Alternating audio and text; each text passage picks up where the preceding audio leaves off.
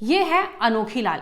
अनोखी लाल को रेप और मर्डर के कन्विक्शन में 2 बार फांसी की सजा हुई थी, लेकिन इसके बाद मामला पुनर्विचार के लिए जाता है, जिसके बाद वही कोर्ट ने उसे दोषमुक्त कर दिया, जिस कोर्ट ने 2 बार उसे फांसी की सजा सुनाई थी।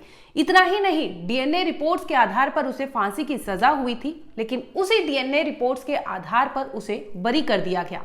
आखिर क्या था पूरा मामला और ये केस क्या था, इस पूरे वीडियो में आपको इसी अनोखी लाल की कहानी के बारे में जिक्र करेंगे। नमस्कार, आप देख रहे हैं क्राइम तक। मैं हूं अश्विनी सिंह। इस कहानी के बारे में बताएं इससे पहले आपको ले चलते हैं लगभग 10 से 11 साल पहले, यानी वो समय था 30 जनवरी साल 2013 का। उस दौरान एक आदिवासी पहुंचता है खंडवा जिले के छैगांव गांव के पुलिस थाने में, जहां पर वो एक रिपोर्ट दर्ज कराता है। 45 साल का ये आदमी होता है जो जाकर पुलिस थाने में कहता है कि उसकी बेटी, 9 साल की बच्ची लापता है और वो एक पड़ोस में रहने वाले अनोखी लाल के साथ ही गई थी। दरअसल अनोखी लाल ने उसे 20 रुपए दिए थे, जिसमें उसने कहा था कि कुछ सामान लाने के लिए, इसके साथ ही बिस्किट और माचिस जैसे पैकेट को लाने के लिए अनोखी लाल ने उस बेटी को पैसे दिए थे। लेकिन उसके बाद से ही बेटी लापता है, जिसके बाद फौरन पुलिस शिकायत दर्ज कर लेती है और मामले की छानबीन शुरू कर देती है। तहकीकात करते करते अगला दिन बीत जाता है, यानी 31 जनवरी का समय आता है जब पुलिस अनोखी लाल तक पहुंचने की कोशिश करती है कि आखिर उसकी बेटी के साथ क्या किया, लेकिन अनोखी लाल का कुछ पता नहीं चलता, जिसके बाद पुलिस किडनैपिंग का मामला दर्ज कर लेती है। अब अनोखी लाल पर किडनैपिंग, 9 साल की बच्ची को किडनैप कर रखने का आरोप लगा था, जिसके बाद पुलिस ने मामला दर्ज कर लिया था। इसी दरमियान जब पुलिस जांच पड़ताल करती रहती है तो 1 फरवरी को पुलिस को सूचना मिलती है कि गांव के रघुनाथ जो हैं उनके खेत में बच्ची की शव बरामद की जाती है, जिसके बाद पुलिस फौरन वहां मौका वारदात पर पहुंचती है। एफएसएल टीम को बुलाया जाता है, फॉरेंसिक टीम आती है, जिसके बाद पूरा वहां पर इन्वेस्टिगेट किया जाता है। बच्ची की लाश को पोस्टमार्टम के लिए भेज दिया जाता है और मौका वारदात से बीड़ी समेत माचिस से तमाम ऐसी चीज़ें, फटे बिस्किट के पैकेट मिलते हैं, 5 रुपए का कॉइन मिलता है। इसके साथ ही बच्ची के कपड़े पर खून के धब्बे मिलते हैं और बच्ची के गले पर चोट के निशान दिखाई देते हैं और जगह जगह उसके शरीर पर चोट के कई निशान बने हुए थे।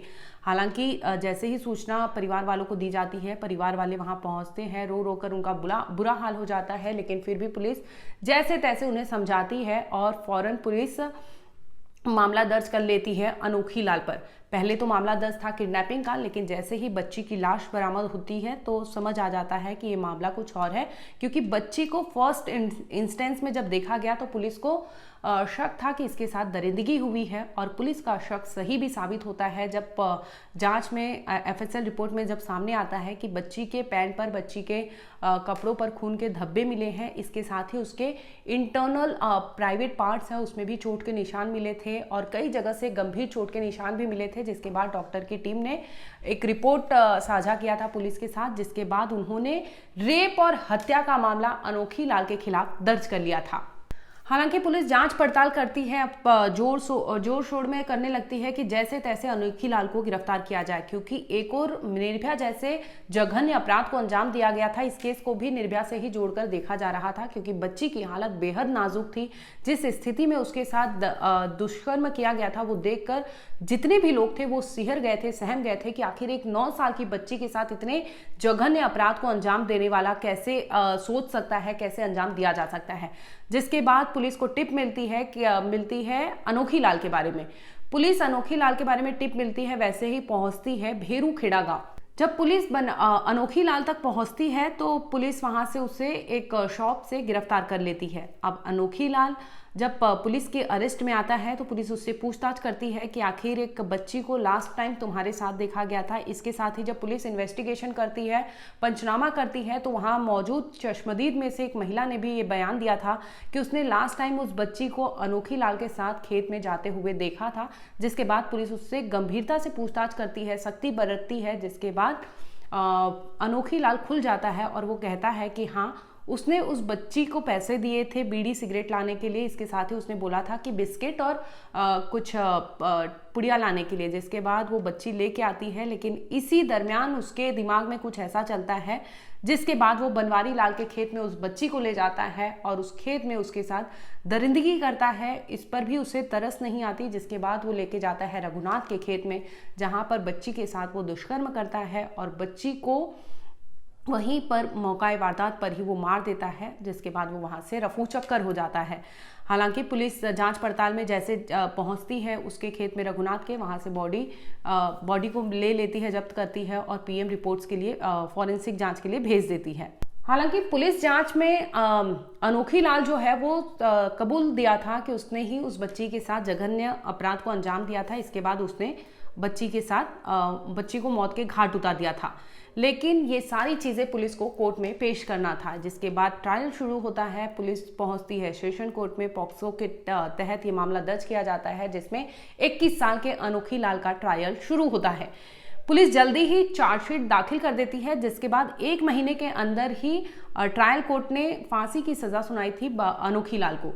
लेकिन ये केस अनोखी लाल के फेवर में तो नहीं जाता, लेकिन बचाव पक्ष इसके लिए हाईकोर्ट में अपील दायर करती है।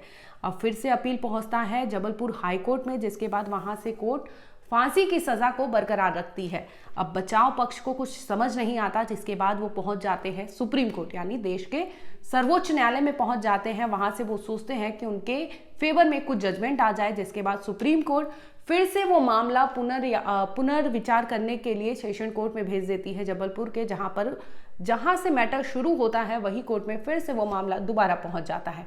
इस बार फिर से सुनवाई होती है, ट्रायल होता है, दोबारा से ट्रायल किया जाता है, जिसके बाद सारे एविडेंसेस को खंगाला जाता है, फिर से विचार किया जाता है। लेकिन फिर भी कोर्ट का नतीजा यही होता है कि वो फांसी की सजा को बरकरार रखती है। अब ये मामला वो हाई कोर्ट तक जाता है, फिर से दोबारा हाई कोर्ट पहुंचता है। हाई कोर्ट फिर से भेजती है यहाँ पर सेशन कोर्ट में कि आप फिर से विचार करिए इस मामले को देखकर। अब बारी थी जो डीएनए रिपोर्ट्स आए थे, क्योंकि डीएनए रिपोर्ट्स को ही इस केस में तवज्जो दिया गया, क्योंकि डीएनए रिपोर्ट्स के आधार पर ही सीमेन हुआ हो, चाहे वो खून का कलेक्शन हुआ हो, चाहे वो लड़की के हाथ में ये जो अपराधी था अनोखी लाल उसके बाल जब्त किए गए हो, चाहे बच्ची के गले पर जो चोट के निशान मिले थे। इसके साथ ही जब पुलिस अनोखी लाल को अरेस्ट करती है तो देखती है कि उसके भी गले पर दाएं और बाएं और निशान थे, जिसके बाद पुलिस को शक होता है कि जो भी इंसिडेंट किया गया था, जो भी जुर्म किया गया था, इस अनोखी लाल के द्वारा ही किया गया था। हालांकि उसने पुलिस जांच में ये कबूल कर लिया था, लेकिन मामला कोर्ट तक पहुंचता है तो कहानी पूरी पलट जाती है। अब तक 2 बार अनोखी लाल को फांसी की सजा हो चुकी थी। अनोखी लाल भी सोच रहा था कि उसे सजा तो होनी ही है, जिसके बाद वो तसल्ली से वहां जेल में बंद था। लेकिन इसी बीच एक टीम पहुंचती है, एनजीओ के तहत वो टीम पहुंचती है, जिसके बाद कार्रवाई की जाती है, फिर से ट्रायल होता है। अब तीसरी बार ट्रायल होता है और इस बार फॉरेंसिक जांच जो होता है उस रिपोर्ट को ये लोग पॉइंट आउट करते हैं, क्योंकि रिपोर्ट जो एफएसएल के रिपोर्ट्स थे, डीएनए सैंपलिंग के रिपोर्ट्स थे, उसको आधार मानकर कोर्ट ने ये सजा दी थी कि इसे फांसी की सजा है। लेकिन इस बार बचाव पक्ष के जो वकील थे वो दलीलें देते हैं कि डीएनए सैंपलिंग हो सकता है, इसमें ये मेंशन नहीं है कि जो सीमेन कलेक्ट किया गया था वो अनोखी लाल का था, क्योंकि उसमें मेंशन है कि जो सीमेन कलेक्ट किया गया था वो एक मैन का है, यानी एक आदमी का है। तो ऐसे में कोई भी शख्स हो सकता है, यानी सीधे सीधे उन्होंने पुलिस की लापरवाही गिनाई। इसके साथ ही जब दोबारा बात हुआ कि लड़की के मुट्ठी में जो बाल पकड़े गए थे वो किसी के भी हो सकते हैं, क्योंकि 3 बाल ऐसे कहा जा रहा था कि जड़ से उखड़े थे और 2 बाल ऐसे ही उसके हाथ में थे, जिसके बाद ये वहां पे क्लियर मेंशन नहीं था कि वो बाल अनोखी लाल के ही थे। यही कुछ चीजें होती है जिसे जरिया बनाया जाता है। इसके साथ ही जब दलीलें दी जाती है कि बच्ची के कपड़े पर खून के निशान मिले थे और जो इस वक्त अरेस्ट किया गया था अनोखी लाल को, तो उसके भी कपड़े पर कुछ खून के दाग धब्बे दिखाई दिए थे, इसके साथ ही चोट के निशान थे। लेकिन अब मामला बचाव पक्ष के फेवर में जा रहा था, क्योंकि ये लोग ने फॉरेंसिक रिपोर्ट को ही पॉइंट आउट किया था, जिसमें इन्होंने लूप होल्स निकाले कि फॉरेंसिक रिपोर्ट्स या डीएनए सैंपलिंग के आधार पर आप किसी को सजा नहीं दे सकते, क्योंकि ऐसे में प्लानिंग एंड प्लॉटिंग भी किया जा सकता है। क्योंकि पुलिस भी, ये कई बार ऐसे होता है कि लूप होल्स होते हैं जो पुलिस जुर्म को साबित करने के लिए ये मैनिपुलेट भी कर देती है, या पुलिस की बात छोड़े तो कई ऐसे लोग भी होते हैं जो ये सब प्लानिंग एंड प्लॉटिंग कर देते हैं। तो ऐसे में बेनिफिट ऑफ डाउट देना जरूरी है, जो कोर्ट भी सही मानती है कि अनोखी लाल को बेनिफिट ऑफ डाउट दिया जाना चाहिए, क्योंकि हो सकता है जो डीएनए सैंपलिंग है, जो खून के धब्बे हैं, वो एक नहीं कई और शख्स के भी मौजूद हो सकते हैं। हालांकि फॉरेंसिक रिपोर्ट में ये मेंशन नहीं था कि वो जो ब्लड सैंपल थे, ये सारी चीजें थी जो इसी की है। हालांकि पीड़ित के परिवार का कहना है कि वो इस जो वर्डिक्ट आया है इसको फिर से चैलेंज करेंगे और वो अपर कोर्ट तक जाएंगे, क्योंकि उसके बच्ची के नेल्स में जो स्किन मिले थे वो ऐसा कहा जा रहा था कि अनोखी लाल के ही थे। इसके साथ ही जो बाल के टुकड़े थे वो उनमें से अनोखी लाल के थे।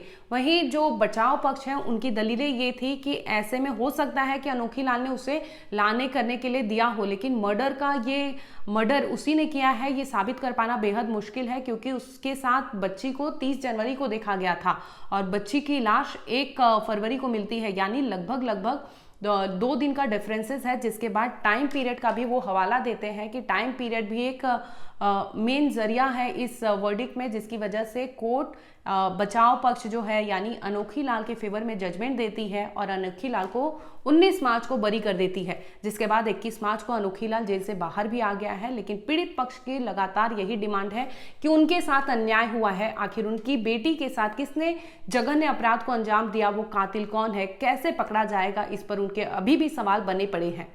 वहीं आपको बता दें कि जो अनोखी लाल है उस पर पहले भी मामला दर्ज है। साल 2010 की बात है जब उस पर रेप के एलिगेशंस पहले भी लगे थे, लेकिन सरकार के आदेश के बाद उसे रिहा कर दिया गया था। इसके पहले साल 2008 में चोरी के भी आरोप लगे थे, यानी अनोखी लाल एक हैबिचुअल ऑफेंडर है। लेकिन जैसे ही उस 9 साल की बच्ची के रेप और हत्या के मामले में उसका नाम आता है, उसका ट्रायल शुरू होता है, लेकिन इसमें वो बरी कर दिया जाता है। 2 बार के फांसी की सजा होती है, लेकिन फिर भी वो बच जाता है। जिसके बाद यही सामने आता है कि फॉरेंसिक जांच जो है, फॉरेंसिक रिपोर्ट्स जो है, उसको बेस मानकर आप किसी को कन्विक्शन नहीं दे सकते, जिसकी वजह से आरोपी यानी दोष मुक्त हो गया है अनोखी लाल और उसे कन्विक्शन ना होके उसे एक्विट कर दिया जाता है। फिलहाल इस मामले में इतना ही। जो भी अपडेट होगा हम आप तक जरूर लाएंगे। देखते रहिए क्राइम तक।